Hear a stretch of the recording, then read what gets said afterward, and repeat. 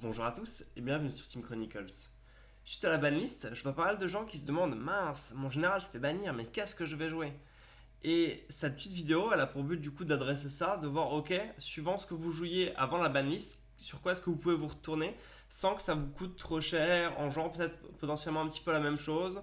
Donc c'est ça dont on va discuter exactement maintenant. Urza, c'est le premier à s'être fait bannir. Si on regarde un petit peu ce que contient le deck Urza, c'est un deck avec une base mono bleu, du coup heavy en artefact, avec la parole de cartes de lock, quelques contres et du good stuff en bleu. Un deck qui est assez proche, ça va du coup être Sai. Sai Master Top Terrorist. Du coup, si je vais dessus, ça va être par là-bas. Et on a un certain nombre de listes du coup sympas, genre Julien Parez ou Moondust des Master Zap, qui peuvent permettre déjà de pas mal s'inspirer. Donc ça va être un petit peu plus agressif, vu qu'à chaque fois qu'on joue un artefact, on va mettre une petite 1 top tier. Donc on va jouer un petit peu plus beatdown, un petit peu moins lock control que Urza, mais en tout cas on va pouvoir réutiliser quasiment toutes les mêmes cartes. Si on cherche vraiment à faire comme ça du lock control un peu lent, on peut peut-être essayer de sortir un jeu comme Grand Arbitre Augustin 4 par exemple et essayer de la jouer un peu plus lock.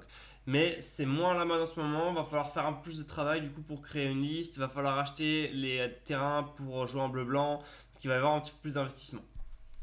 Le deuxième du coup, ça va être Teferi.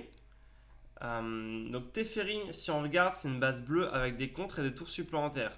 Et c'était un jeu combo tour sup, tempo combo, allez. Et en fait, il y a un deck qui a un petit, dont on discute pas mal, mais qui a pas beaucoup de listes en ce moment. En fait, c'est Kefnet, le nouveau Kefnet en version tour supplémentaire. En fait, l'idée, ça va être de s'assurer qu'on met des tours supplémentaires au-dessus de notre deck et qu'on les joue du coup en payant moins cher et en les copiant avec Kefnet. Pour commencer en fait à tuer au beatdown du général et à jouer beaucoup de tours supplémentaires. Et le général en fait va pouvoir éventuellement se remettre au-dessus du deck, donc jamais coûter des millions. Donc ça c'est pour une version très contrôle mais qui réutilise quasiment toutes les mêmes cartes. Donc c'est assez pratique quand même, c'est assez confortable, hein. Si on veut jouer plus vraiment bleu combo, ça va être plus difficile encore une fois, il va peut-être falloir s'écarter de la liste de base et jouer par exemple Kess en Storm ou en High Tide. J'avais vu des joueurs en Zap qui jouaient Willy Rowan Kenris en High Tide, donc peut-être que ça se joue. Mais voilà, il va falloir s'écarter vraiment plus du mono bleu où c'est plus difficile actuellement de jouer justement un combo comme ça. Après, il faut se souvenir qu'il reste Teferi, la créature qui peut locker avec Knowledge Pool. Hop. Donc, sauvoir de la connaissance de mémoire en français. Qui permet en fait, Teferi fait qu'on peut jouer qu'en rituel et ça fait qu'à chaque fois qu'un joueur joue un sort, il exile le sort et il va jouer une autre carte exilée par la knowledge pool à la place. Sauf que du coup, vu que la pile est pas vide, il n'a pas le droit de le faire avec Teferi et du coup en fait il est bloqué, il n'a plus le droit de jouer de sort. Un autre truc aussi c'est Azami. Azami avec une carte comme Mind Over Matter et un Eldrazi et ce genre de choses là peut essayer de piocher son deck et du coup de partir en combo aussi. Donc on a quelques options mais c'est moins populaire. Ensuite on avait Arabo.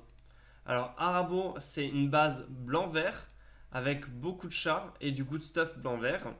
Et quoi qu'il arrive en fait on n'a plus rien pour supporter du chat tribal qui vraiment soit efficace maintenant que Arabo est banni. Donc tous vos chats ça sert à rien, vous les virez. Il y en a peut-être quelques-uns qu'il va falloir garder, mais en fait des chats qui étaient déjà bien de base avant même de mettre le général. Donc je pense à Kazali Pride Mage par exemple. Donc Bandmage Kazali en français. Et il va falloir du coup partir sur autre chose pour faire le beatdown. Alors il faut voir que si on reste en vert, en beatdown vert, il y a Titania, il y a Surak par exemple. Si je reste en blanc, je peux du coup aller chercher Isamaru par exemple ou Kitéon. Donc je veux vraiment très agressif. Si je veux rester en blanc-vert, il y a une option qui existe qui est blanc-vert swap en fait. L'idée c'est de jouer, en fait d'alterner les différents généraux blanc-vert un peu cool. Donc si on va sur ADH Rec et qu'on regarde directement le blanc-vert, vous allez voir qu'il y a un petit peu de choix de généraux. Euh, Donc en fait, je peux avoir. Alors, bon, il y a toujours Captain Sisei qui peut faire un combo avec Paradox Engine, faut pas oublier.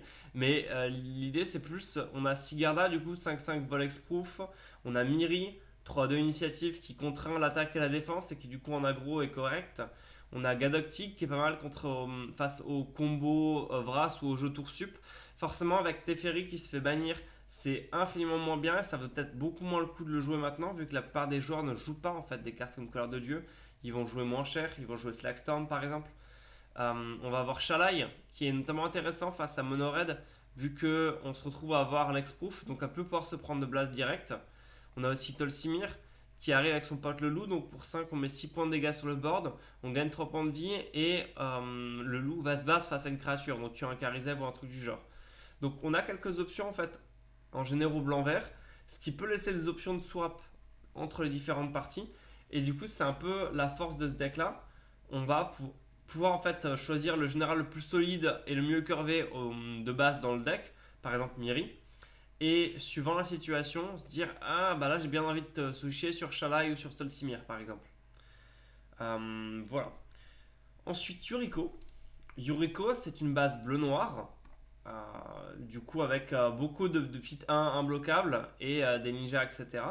Si on veut jouer vraiment ce côté plein de 1 bloquable, très tempo, très rapide, c'est pas en bleu noir qu'on va le trouver actuellement, ça va être Edric en bleu vert qui joue lui aussi en fait potentiellement toutes ces petites cartes imbloquables pour arriver à toucher en fait avec sa capacité et à piocher pour chacune des cartes qu'il a touché.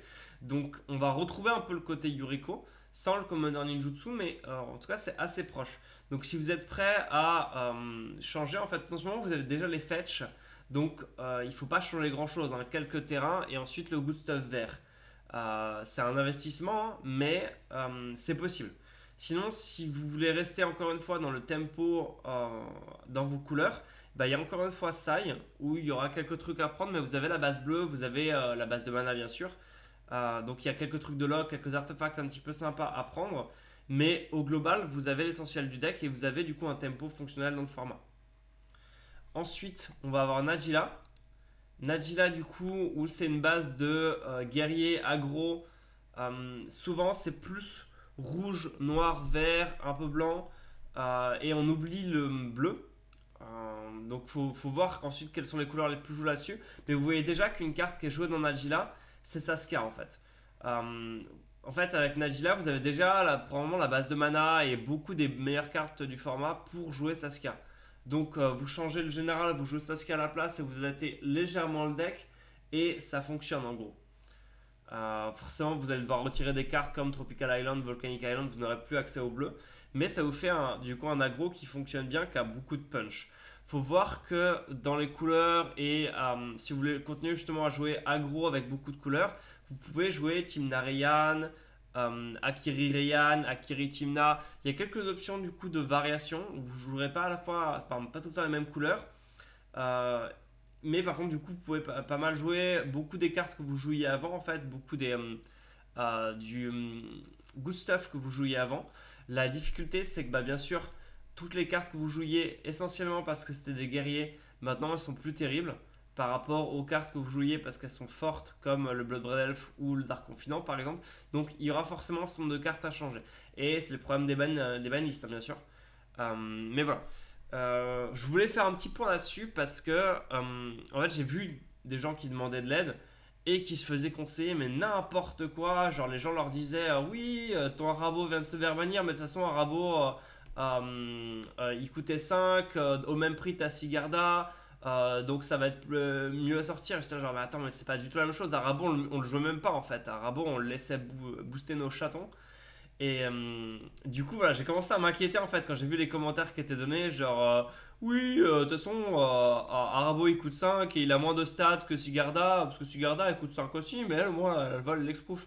Non, c'est pas comme ça que ça marche en fait. On n'essayait pas de faire la même chose. Et Sigarda, en fait, le problème justement, elle coûte 5 et c'est une vraie difficulté. En plus, elle arrive et elle est entre guillemets juste 5-5 vol exproof. Donc c'est pas comme Tolsimir où vous allez arriver, vous êtes deux créatures différentes, 6 points de dégâts, gagner 3 points de vie, tuer une bête. En termes d'impact immédiat, c'est différent quoi. Sigarda, bon bah voilà, elle est là et soit elle reste en défense et elle mange une créature par tour, soit elle met 4 tours à tuer. mais elle a mis 5 à arriver et l'impact n'est pas du même acabit que sur Hack ou Titania par exemple, hein. Voilà, ça va pas du tout au même point. Et d'ailleurs, hop,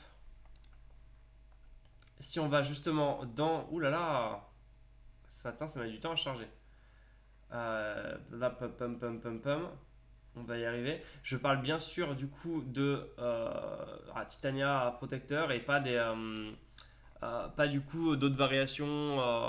Voilà, on est sur Titania bien stumpy. Donc on arrive, on a une 5-3, je ramène un terrain, je le sac, bim, j'ai une deuxième 5-3, je pose 10 points sur la table. Et c'est pour ça que ça a un gros impact en fait. Donc le truc à faire très attention, c'est que le format est extrêmement rapide. Il demande de jouer des cartes de très haute qualité, d'aller vite, de taper fort.